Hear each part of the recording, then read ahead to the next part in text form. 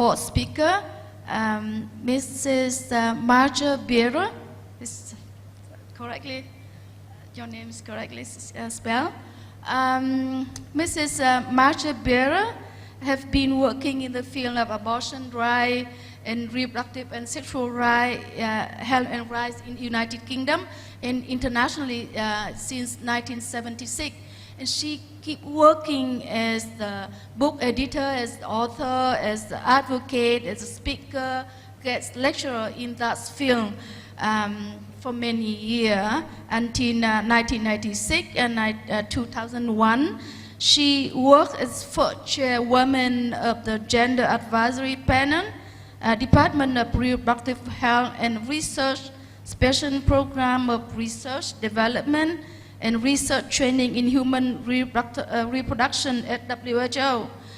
She also chaired the steering committee of the International Consortium for Medical Abortion from 2002 to 2011. Now your turn, Marge.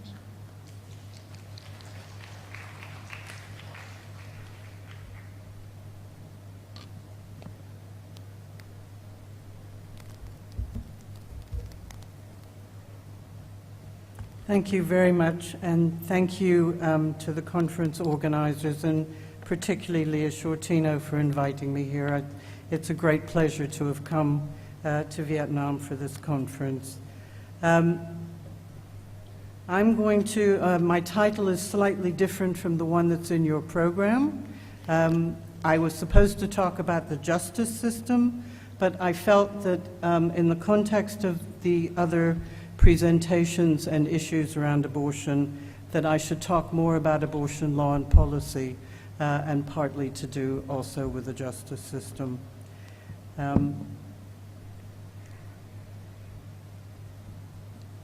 Criminal restrictions on abortion. Abortion is regulated in most countries in the criminal and civil law, passed by parliaments and subject to the control of the justice system. That includes the police, the courts, and the prisons. When I wrote this, I thought to myself, we've studied a great deal what parliaments do around abortion, and we've studied a great deal what courts do around abortion, but we haven't really looked at the role of the police in countries where prosecutions are, sorry about the microphone, where prosecutions are currently taking place. And although a great deal of work has been done about the role of the police in domestic violence, less has been done in relation to abortion. So that's a research issue I would like to put on everybody's agenda, although in fact the Asia region is not the place where most prosecutions for abortion are taking place, which is a very nice thing to be able to say.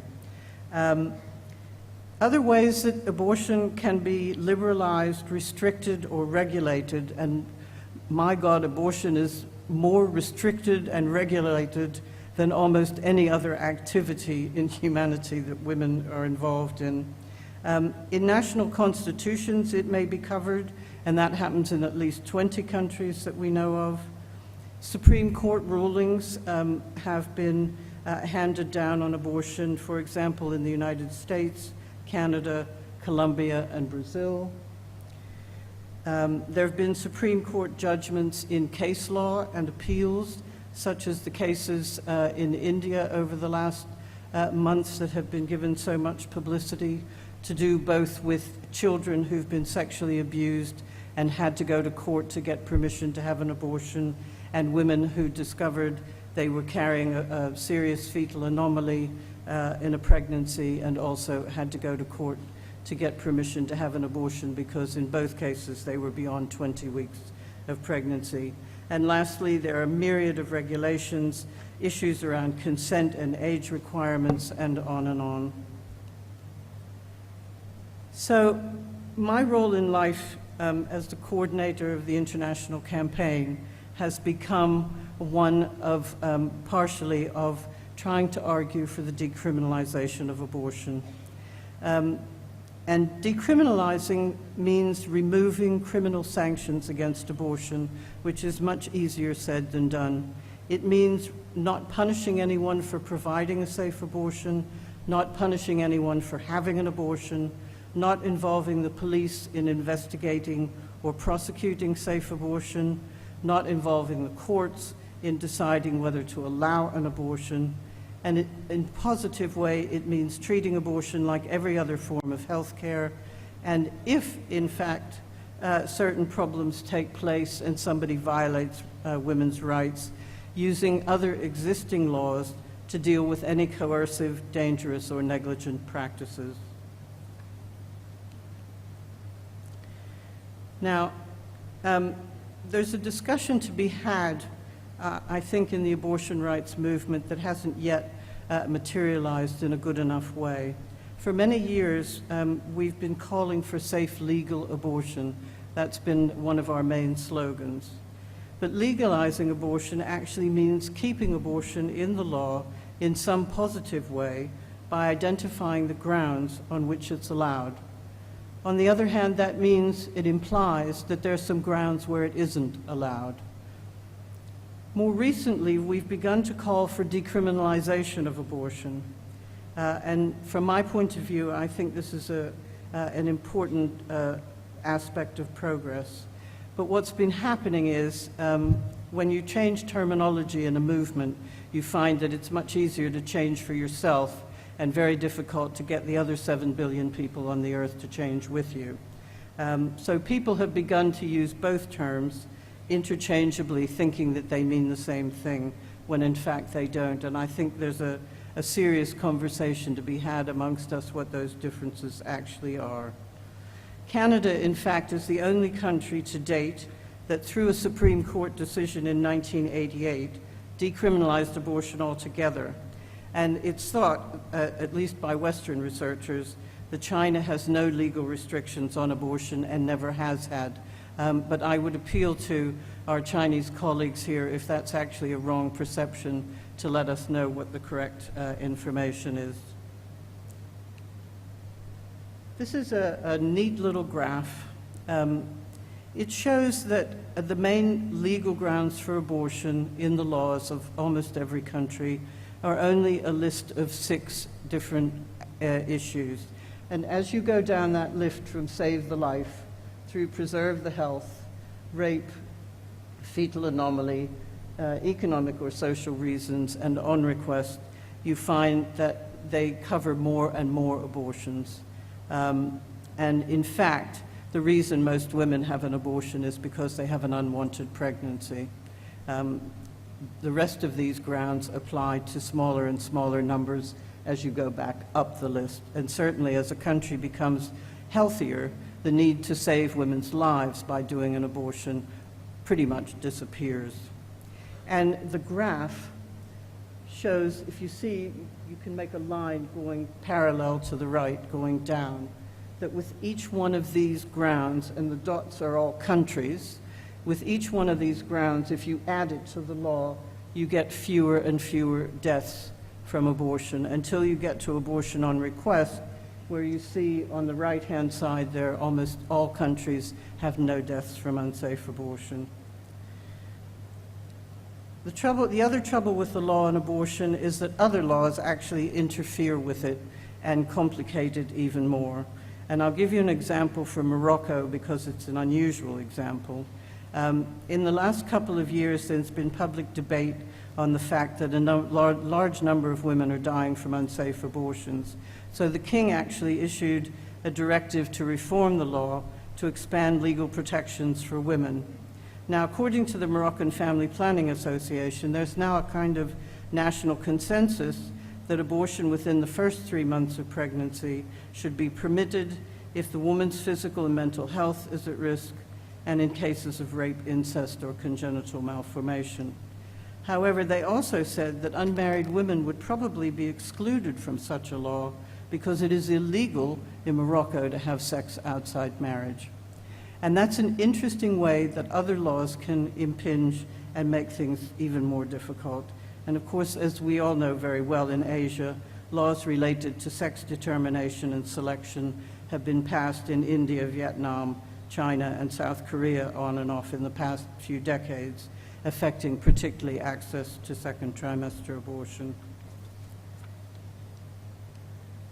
But I would like to say that from where I sit, things are getting better with abortion despite all the negative things going on in the world.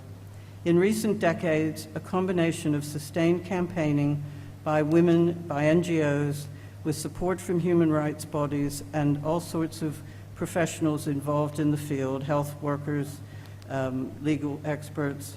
There have been legal reforms, positive court rulings, enabling regulations, and public health guidelines that have improved access to safe abortion for women. Supreme courts have also been instrumental in interpreting the constitutionality of abortion and allowing specific grounds, for example, Brazil, Colombia, and most recently Chile. And in every region except Africa, deaths from unsafe abortion have been decreasing.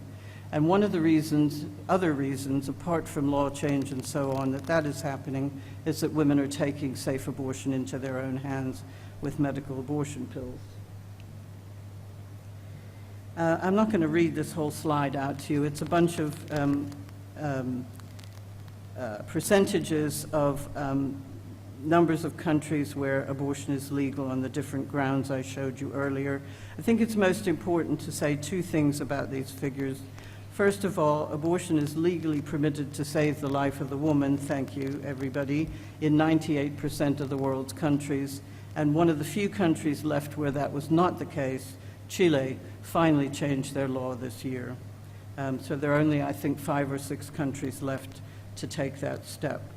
But the third paragraph there, I think, the second paragraph shows you that as you go down the list of the 6 grounds for abortion, fewer and fewer countries have those grounds, and abortion on request is available in the fewest countries overall.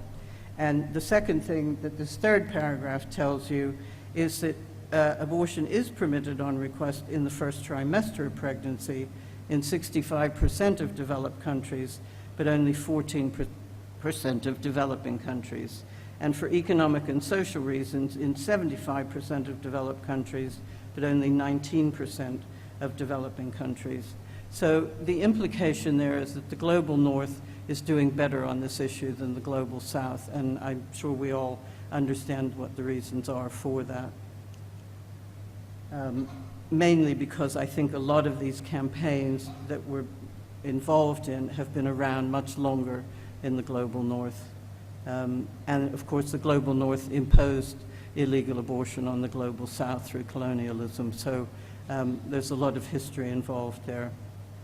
Changing the law to benefit women takes years and decades. I've been involved in this work for 35 years. I've seen a lot of change. In Britain, where we've had a decent law since 1967, we're still fighting anti-abortion efforts to restrict the law. Anybody who wants to get into this business really has to decide to put their energy in it in the long term. And if you want to change a law, you have to decide what you want to end up with before you start campaigning for it, because if you get a chance, it'll come once and it won't come again soon. And you can ask for too little and end up spending decades trying to improve on that. You can ask for too much and lose out. And at some point, in some space, you have to figure out what's practical, what's feasible to ask for that you think you can get.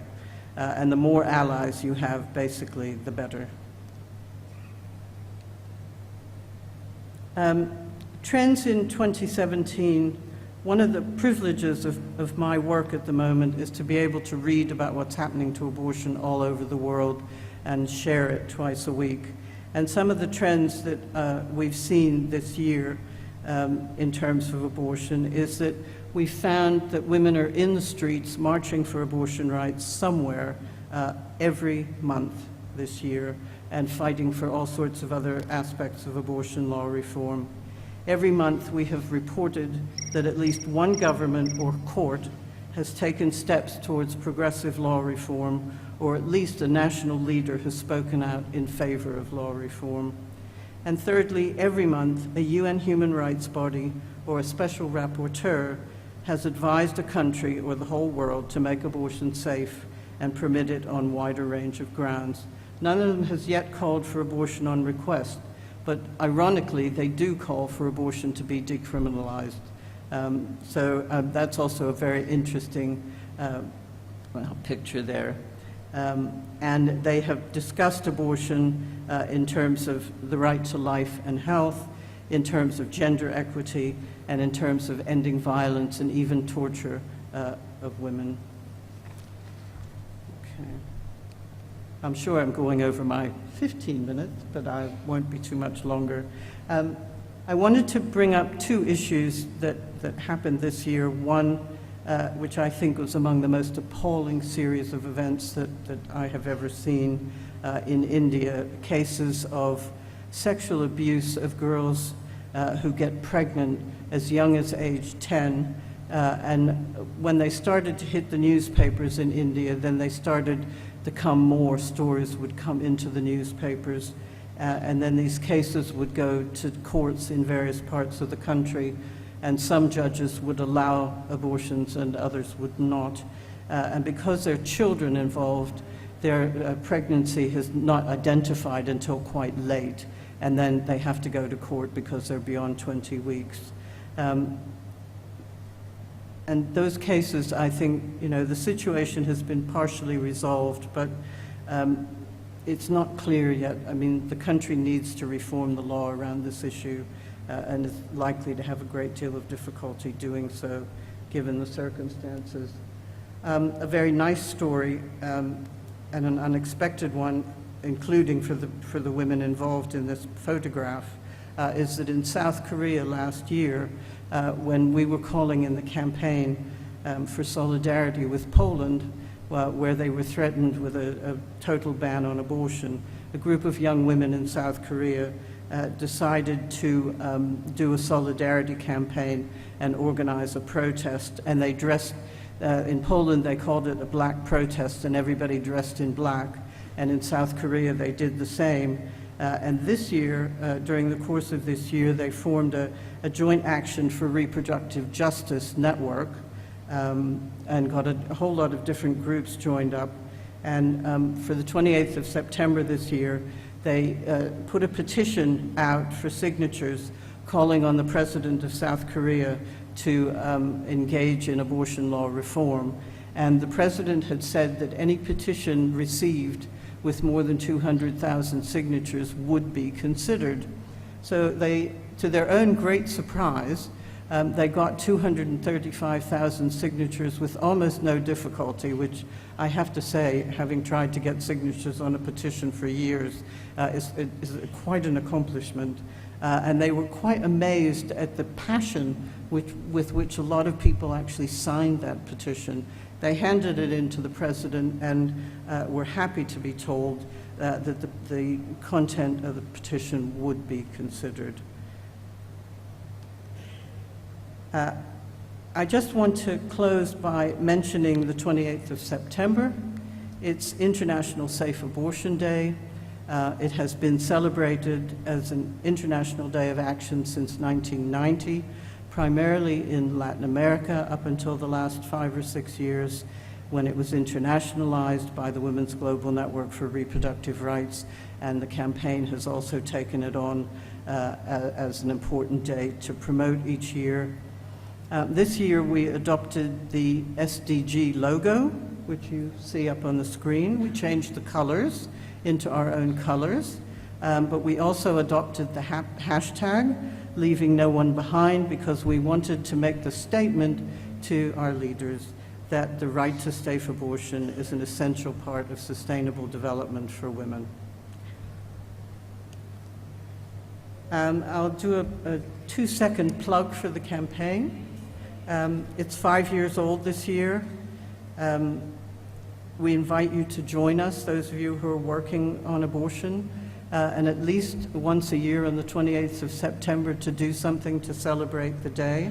The campaign has over 1,250 groups and individuals in 120 countries, and we would be very happy to work with you.